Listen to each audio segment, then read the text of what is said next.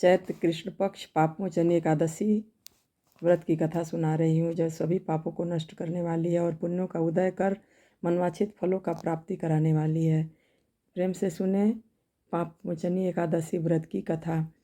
भगवान श्री कृष्ण ने कहा, हे युधिष्ठिर, चैत्र कृष्ण पक्ष की एकादशी का नाम व्रत की विधि और महात्म्य जानने के लिए यह प्रश्न एक समय चक्रवर्ती राजा मांधाता ने ऋषि लोमस से किया था। राजा ने महर्षि लोमस से पूछा कि मनुष्य के पापों का निवारण कैसे संभव हो सकता है। महर्षि लोमस ने उत्तर दिया, पापमोचनी एकादशी मनुष्यों के पाप को नष्ट करने में सक्षम है। मैं तुम्हें इसकी पौराणिक कथा बताता हूँ। प्राचीन काल में कुबेर का चैत्र नामक सुंदर सुहावना और सदाबहार वन था। उसमें गंधर्वों की कन्याएं किन्नरों के साथ विहार किया करती थी। उसी वन में इंद्र भी अन्य देवताओं के साथ मिलकर क्रीड़ा किया करता था। वहाँ बसंत ऋतु के समान सदैव ही अनेक प्रकार के पुष्प खिले रहते थे। उसी वन में अनेक ऋषि मुनि तपस्या करते थे। वहीं पास में ही मेधावी नाम के एक मुनि भी तपस्या में लीन थे। वे शिव के बड़े भक्त थे और ब्रह्मचर्य का पालन करते थे।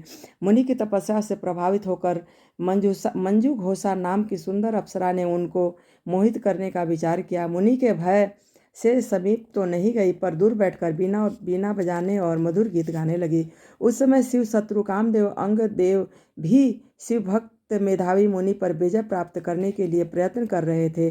तब कामदेव ने अप्सरा मंजूघोषा को अपने बस में करके उस सुंदर अप्सरा के भ्रू का धनुष बनाया, कटाक्ष में उसकी प्रत्यंचा डोरी बनाई, उसके नेत्रों को संकेत बनाया और कुक्षों की कुरी बाण बना उस अप्सरा को सेनानायक बनाकर कामदेव ने उस मुनि को जीतने के लिए प्रहार किया। उस समय मेधावी मुनि युवा और हिष्ट पुष्ट शरीर वाले थे। ब्रह्म तेज से कामदेव जैसे सुंदर मुनि को देखकर कामदेव के बस में हुई सुंदर अप्सरा मंजूघोषा मुनि उस मुनि पर मुग्ध हो गई। अप्सरा ने धीरे धीरे नृत्य कला हाव भाव दिखाकर मुनि को रिझा लिया और कामदेव से पीड़ित मुनि को आलिंगन करने लगी। इसके फलस्वरूप मुनि मंजूघोषा के साथ बहुत काल तक रमण करते रहे। वे सारी तपस्या, शिव रहस्य, साधना, त्याग तप भूल गए। काम के वशीभूत होने के कारण उन्हें दिन रात का भान तक नहीं रहा।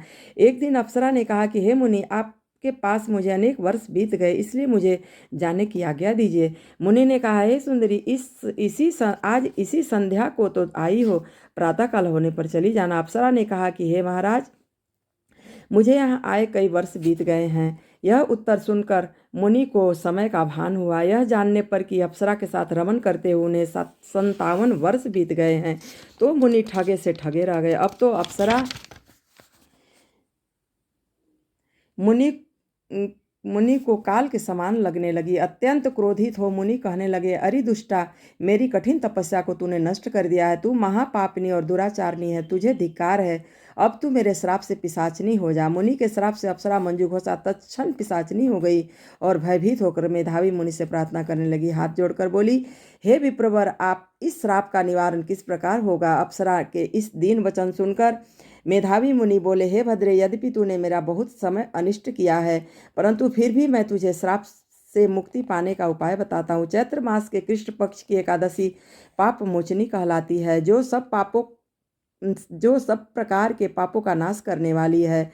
यह व्रत करने से तू पिशाच योनि से मुक्त हो जाएगी। ऐसा कहकर मेधावी मुनि भी अपने पापों का प्रायश्चित करने के लिए अपने पिता च्यवन ऋषि के आश्रम में चले गए। मेधावी को देखकर च्यवन ऋषि ने पूछा, रे पुत्र, तुमने ऐसा क्या किया जिससे तुम्हारा सारा तप तेज छीन हो गया? मेधावी कहने लगे कि हे पिताजी, मैंने अप्सरा के साथ रमन करके घोर पाप किया है। अब आप इस पाप से मुक्त होने का उपाय तथा प्रायश्चित बतलाइए। तब च्यवन ऋषि बोले, हे पुत्र, चैत्र मास के कृष्ण पक्ष की पाप मोचनी एकादशी के दिन विष्णु भगवान का पूजन व्रत और करने से तुम्हारे सब पापों का नाश हो जाएगा। पिता की आज्ञा पाकर मेधावी मुनि ने भी व्रत किया और उन्होंने अनुष्ठान भी किया। इससे उनका पाप नष्ट हो गया। वे पुनः तपस्या में परिपूर्ण हो गए। इसी प्रकार मंजूघोषा भी व्रत के प्रभाव से पिशाच योनि से मुक्त हो गई और वे दोनों स्वर्ग लोक को चले गए। यह कथा श्री भविष्योत्तर पुराण में वर्णित है। जय श्रीमन नारायण। जय श्री एकादशी व्रत कथा।